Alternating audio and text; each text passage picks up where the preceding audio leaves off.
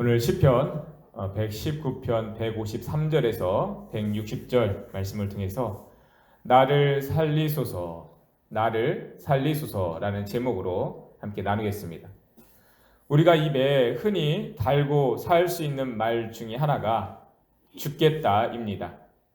힘들어 죽겠다, 아파 죽겠다, 배고파 죽겠다, 심지어 배불러 죽겠다라는 말을 하기도 합니다. 그 말이 실제로 우리가 생각하는 그 죽음을 의미하는 것은 아닙니다. 단지 그 앞에 말을 강조하기 위해 사용되는 그러한 어구입니다. 즉 죽음보다 더 강한 의미를 가진 말이 없기에 어떤 상태를 강조하기 위해서 추워 죽겠다, 더 죽겠다라고 말을 하는 것입니다. 그런데 사실 알고 보면 우리의 삶은 그 어느 것 하나도 만만한 것이 없음을 알게 됩니다. 어렵고 힘든 정도가 아니라 말 그대로 죽을 지경이 되는 일들이 많은 것입니다. 조금 전에 부른 찬송가의 가사처럼 이 세상에 죄악된 일이 많고 참 죽을 일이 쌓였구나 라고 탄식하게 되는 것이 이 땅의 우리의 삶의 현실입니다. 그래서 우리가 하나님을 믿는 가운데도 기뻐할 일이 많고 받을 복이 쌓여 있다라기보다는 여전히 죄의 문제와 그로 인한 어려움들을 경험하게 되는 것입니다. 우리가 하나님을 믿는다고 그 현실이 달라지는 것은 아닙니다. 다만 우리는 그러한 삶 가운데에 하나님께 부르짖게 되고 하나님의 은혜로 살아나기를 원하는 간절한 기도를 하게 되는 것입니다. 오늘 시편에서 강조되고 있는 말씀이 나를 살리소서입니다. 삶의 자리에 죄악된 일이 많고 죽을 일이 쌓여 있는 가운데에 이 시편 기자는 하나님 앞에서 나를 살리소서, 살아나게 하소서라는 간구를 하고 있었습니다. 153절, 154절 말씀 다시 한번 보겠습니다. 나의 고난을 보시고 나를 건지소서. 내가 주의 율법을 잊지 아니함이니이다. 주께서 나를 변호하시고 나를 구하사 주의 말씀대로 나를 살리소서. 이 말씀과 같이 우리가 보고 있는 시편 119편의 주요 간구 내용이 나를 살아나게 하소서입니다. 도대체 뭐가 그리 죽을 일이 많아서 이렇게 시편 기자는 살아나게 해달라고, 살려달라고 간구하고 있는 것일까요? 우리가 하나님께 간구하는 주 내용 중에 하나도 회개와 용서입니다.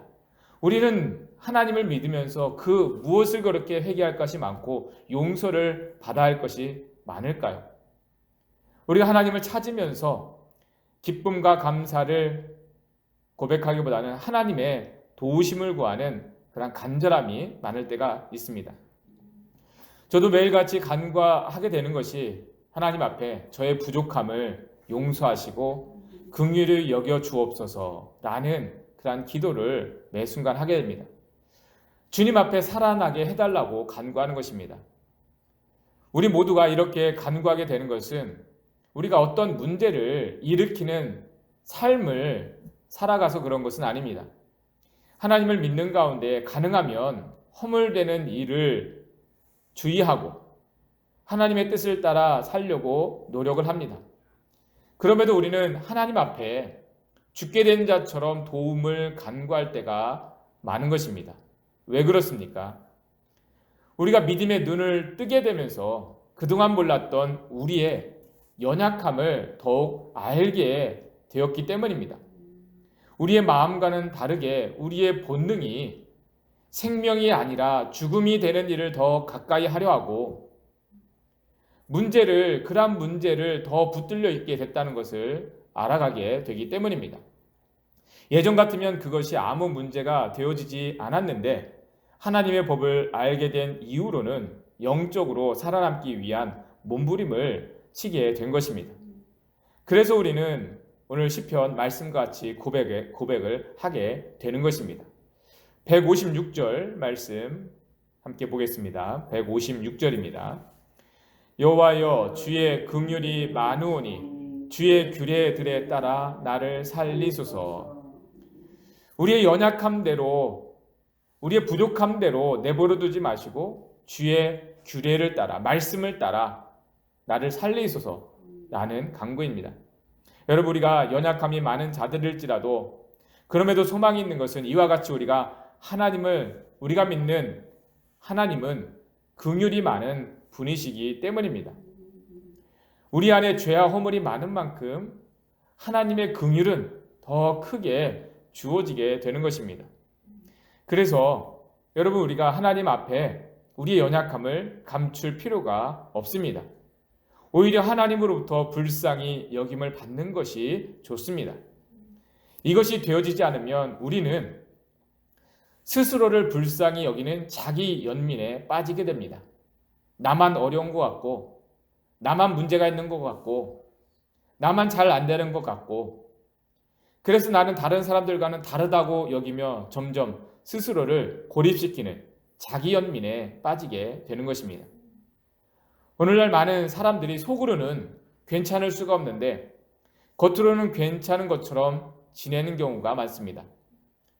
그리고 다른 사람들이 그 괜찮지 않은 부분을 건들까봐 단절된 삶을 살거나 또는 거리를 두며 살아가는 삶의 모습들이 많이 있습니다.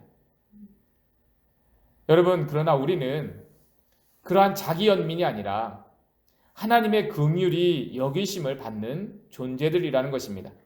상함이 많은 만큼 위로도 많은 삶을 살게 되는 것입니다. 하나님께서 긍휼히 여겨주시는 삶을 살게 되는 것입니다. 그로 말미암아 우리는 살 소망을 하나님께 두고 그 무엇도 감출 필요가 없고 움츠러들 필요가 없이 살아가게 되는 것입니다. 여러분, 이제는 우리가 더욱 분명하게 사는 길로 나아갈 수 있어야 합니다. 하나님의 위로도 우리가 소망이 없는 곳, 생명이 주어질 수 없는 곳에서는 여러분 의미가 없습니다. 우리가 여전히 세상을 붙들고자 하는 가운데는 하나님의 위로가 우리 안에 진정한 위로가 되어질 수가 없습니다. 여러분, 그래서 우리는 다음과 같이 고백할 수 있기를 바랍니다. 159절입니다. 159절 함께 보겠습니다. 내가 주의 법도들을 사랑함을 보옵소서. 여호와여 주의 인자하심을 따라 나를 살리소서. 내가 이전에는 세상을 사랑하는 가운데, 나 자신을 사랑하는 가운데 낙심하고 좌절하게 되는 모습이 많았다면 이제는 하나님의 법을 따라 사는 것을 사랑하게 되는 것입니다. 물론 그 가운데에서도 때로 낙심하게 되는 일도 있습니다. 그러나 그것은 오히려 하나님의 긍휼을 입게 되는 일이라는 것입니다. 더욱 하나님의 인자하심을 따라 살게 되어지는 것입니다. 여러분, 우리가 우리의 본성대로 우리의 의지대로 산다면 세상은 정말 죽을 일이 쌓여 있는 곳일 뿐입니다.